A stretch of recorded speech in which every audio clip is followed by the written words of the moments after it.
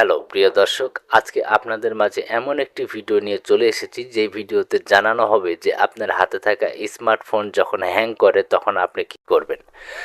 Hang করার অনেকগুলি কারণ আছে, প্রধান যেগুলি কারণ সেগুলি আপনাদেরকে আজকের এই ভিডিওর মাধ্যমে দেখানো হবে এবং সেটি করে কিন্তু আপনি আপনার ফোনকে ফাস্টলি কাজ করাতে পারবেন। তো আমরা যখন কোনো ওয়েবসাইটে ঢুকতে যাই বা কোনো ইউটিউব, ফেসবুক যেখানে ঢুকতে যাই তখন কিন্তু মোবাইলটা চলো কাজ করে। তো সেখানে আপনি ফাস্ট কাজ করাবেন কিভাবে, সেটার জন্য আজকে এই ভিডিওটি।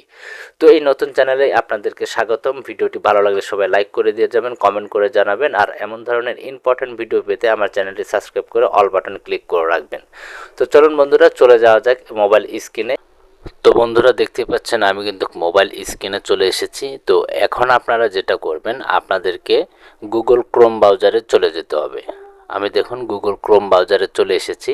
এখানে আপনাদেরকে কিছু কাজ করতে হবে, তবেই না আপনার ফোন কিন্তু একদম হ্যাং থেকে মুক্তি পেয়ে যাবে। এই যে উপরে দেখতে পাচ্ছেন 3 ডট মেনু, এখানে ক্লিক করে দেবেন। একটু ভালো করে লক্ষ্য করুন, ভিডিও কেউ স্কিপ করবেন না। এখানটায় ক্লিক করে দেবেন।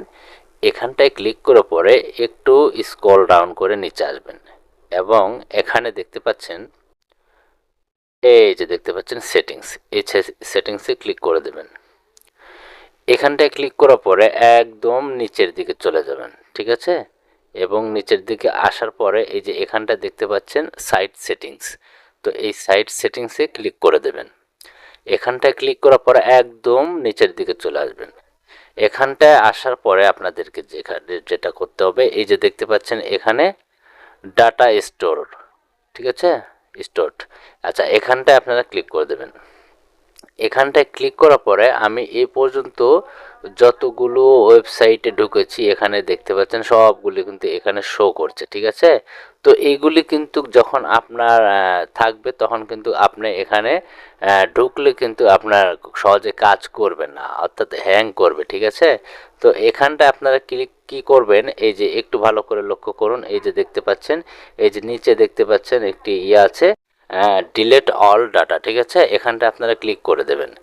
এখানে ক্লিক করে দিলে তাহলে কিন্তু এই যে আমি দেখুন অলরেডি সব ডিলিট করে দিলাম। ডিলিট করে দেওয়ার পরে কিন্তু আপনার ফোনে যত মানে ওয়েবসাইটের আজ পর্যন্ত যত জায়গায় ঢুকেছেন সবগুলি কিন্তু ওখানে কিন্তু স্টোরেজ হয়ে থাকে। তো ওটা ডিলিট করে দিলে আপনার কিন্তু মোবাইলটা একদম ক্লিন হয়ে যায়। তখন কিন্তু যে কোনো মুহূর্তে যে কোনো ওয়েবসাইটে আপনারা কিন্তু খুব সহজেই ঢুকতে পারেন।